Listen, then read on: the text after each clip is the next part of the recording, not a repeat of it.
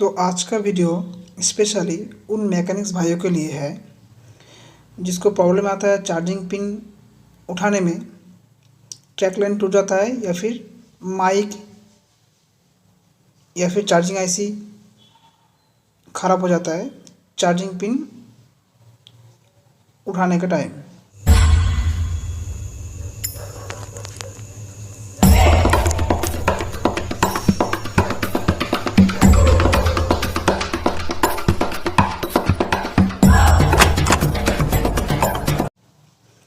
तो आज मैं बताने वाला हूँ और दिखाने वाला हूँ हम लोग कैसे सेफ्टी से इसको उठाने वाले हैं। देखिए, जो पुराना जो लेड है उसको हम लोग रीसोल्डिंग कर रहे हैं। ये बहुत ज़रूरी है। जो इंजीनियर या फिर मैकेनिक्स भाई अच्छे से काम करना चाहता है बिना कोई नुकसान का, वो ये सब चीज़ कर लेता है, रीसोल्डिंग कर लेता है कि ये बहुत ज़रूरी है। क्योंकि पुराना लेड जो है कभी कभी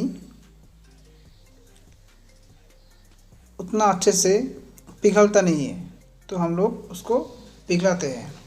फिर क्या करते हैं हम लोग, जो माइक जो है, माइक वाला पोर्शन उसको हम लोग ढकेंगे और जो भी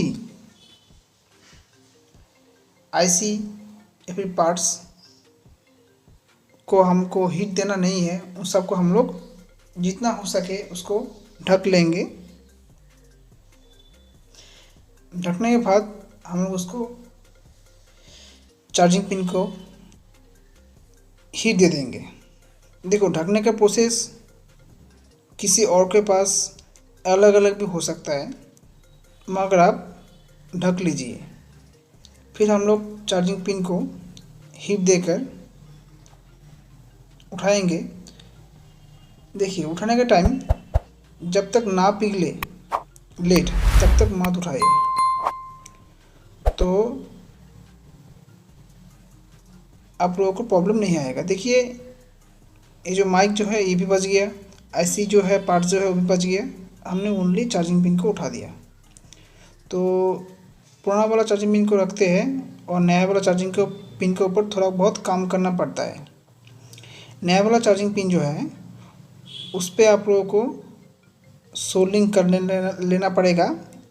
उसका जो यूएसबी पिन और जो है कनेक्टर पिन में। तो उससे पहले हम लोग डीसोल्डिंग वायर से जो ओल्ड लेड है उसको हम लोग हटा लेंगे। ये बहुत ज़रूरी है। ज़्यादातर मिस्त्री ये काम नहीं करता है और क्या होता है, उन लोगों को 2-3 पिन लग जाता है एक चार्जिंग पिन को ठीक करने में। क्योंकि ये सब नहीं करने से उसको ज़्यादा हीट देना पड़ता है और ज़्यादा हीट देने से चार्जिंग पिन जो है यूएसबी कनेक्टर जो है ख़राब हो जाता है। फिर उन लोगों को नया पिन लगाना पड़ता है, टाइम भी ज़्यादा लगता है। तो ये सब चीज़ करने से क्या होता है, टाइम ज़्यादा बचेगा, टाइम भी बचेगा, पार्ट भी ख़राब नहीं होगा और आपका मोबाइल भी सही रहेगा। तो हम लोग डीसोल्डिंग वायर से उसको डीसोल्डिंग कर लेंगे। इसका एक्स्ट्रा सोल्डर है उसको हम लोग निकाल लेंगे। ओके। और जहाँ पर भी अगर लग रहा है कि लेड सही से नहीं लगा है उसको हम लोग लेड लगा देंगे और सफा कर देंगे। फिर हम लोग इस चार्जिंग पिन को देखेंगे। ये नया चार्जिंग पिन है। देखिए हमने कैसे उसको, उसका 5 पिन या इसका 7 पिन है, 7 पिन में हमने लेड लगा दिया। ज़्यादातर मिस्त्री क्या करता है, इसमें लेड लगाता नहीं है, डायरेक्टली उसमें बॉडी में घुसा देता है और बाद में क्या होता है, चार्जिंग पिन सही से लगता नहीं है, चार्ज सही से होता नहीं है, या फिर कस्टमर चार्जिंग पिन घुसाने से बोर्ड से उखड़ जाता है। तो ये प्रॉब्लम होना अच्छा बात नहीं है। क्योंकि कस्टमर कभी भी एक बार आपके पास आएगा चार्जिंग पिन लेकर, फिर दूसरे बाद एक दिन बाद ही वो उसी को लेके आ जाएगा, तो एक कस्टमर जो है आपका दुकान से मिसिंग हो जाएगा। तो हम लोग देखिए लेड निकाल दिया, तो फिर देखिए चार्जिंग पिन जो है आराम से बैठ गया। ज़्यादातर मिस्त्री, जो ओल्ड मिस्त्री है वो इसी प्रोसेस को फॉलो करता है और जो नया मिस्त्री है उसको अगर पता है तो करता है, नहीं पता है तो वो जो है डायरेक्टली हीट देकर इसको बैठाता है, और जिसमें उसका नुकसान ज़्यादा होता है। कभी कभी जो है ऐसा भी सिचुएशन आता है कि बोर्ड को भी बदलना पड़ता है, होता ही नहीं है। क्या होता है उससे कस्टमर भी ख़राब होता है, और जो कस्टमर ख़राब हो जाएगा वो 2-3 कस्टमर को बोलेगा, फिर आपके पास एक का वजह से 2-3 कस्टमर मिस हो जाएगा, बदनामी हो जाएगा। तो ऐसा कभी भी होना नहीं चाहिए। सही से कीजिए, सही प्रोसेस से कीजिए। सिर्फ यही नहीं कि चार्जिंग पिन, हर चीज़ को आपको ठीक करने के टाइम सही से करना चाहिए। और ज़्यादातर मिस्टेक को आता है कि नेटवर्क प्रॉब्लम जो है वो बहुत हार्ड भी नहीं है और बहुत आसान भी नहीं है। नेटवर्क प्रॉब्लम भी ऐसा ही कुछ चीज़ है जिसको हीट देने से कभी कभी इससे डेड भी हो जाता है। और अगर आप सही से काम करेंगे, अगर आप एक्सपीरियंस है, कभी आपको डेड नहीं होगा आपका सेट। तो नेटवर्क में हमने आ गया तो सॉरी भाई, अभी जो है चार्जिंग पिन को हम लोग पीछे का जो पिन है उसको हम लोग सोल्डरिंग कर लेंगे। देखो पहले से सोल्डरिंग करने का फ़ायदा यही है कि ऊपर से थोड़ा सा हम लोग आयरन लगाने से क्या होता है, नीचे का लीड गल जाता है और बॉडी से चिपक जाता है। लीड लगाना ज़रूरी है पहले से। तो हम लोग सही से उसको लगा देंगे।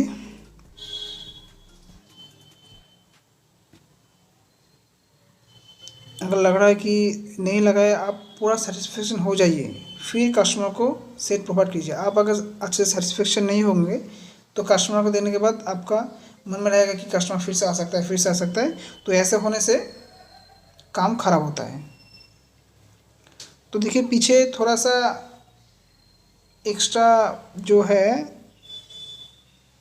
ऐश रह गया, ऐश मतलब जो काली रह गया, तो हम लोग उस काली को थिनर से साफ करेंगे। तो व्यूअर्स शुरू से लेकर एंड तक देखने के लिए धन्यवाद। तो हम लोग थिनर से उसको अच्छे से साफ़ा कर देंगे। साफ़ा करना जरूरी है। तो कभी कभी बहुत सारा मिस्त्री क्या करता है, साफ़ा नहीं करता है, तो ये गलत बात है। साफ़ा करने से वो प्रॉब्लम जो है कस्टमर भी सेटिस्फेक्शन होता है। देखिए साफ़ा कर दिया, और कहीं पर लग रहा है कि साफ़ा नहीं हो तो उसको हम लोग मैनुअली जितना हो सके साफ़ा कर देंगे। ठीक है, साफ़ा करने के बाद हम लोग उसको टेस्ट करेंगे कि ये काम किया या फिर नहीं किया। देखिए हम लोग आप लोगों को दिखाने के लिए हमने इसको बोर्ड में नहीं लगाया, डिस्प्ले में नहीं लगाया, जस्ट उसका वोल्टेज जो है दिखा रहे हैं हम लोग। ये जो है मैकेनिक भाई अच्छे से समझेंगे कि ये काम कर रहा है कि नहीं कर रहा है। जो नया मिस्त्री है या फिर नया काम सीखना चाहता है उन लोगों के लिए नहीं है। तो थैंक यू व्यूअर्स वीडियो को देखने के लिए।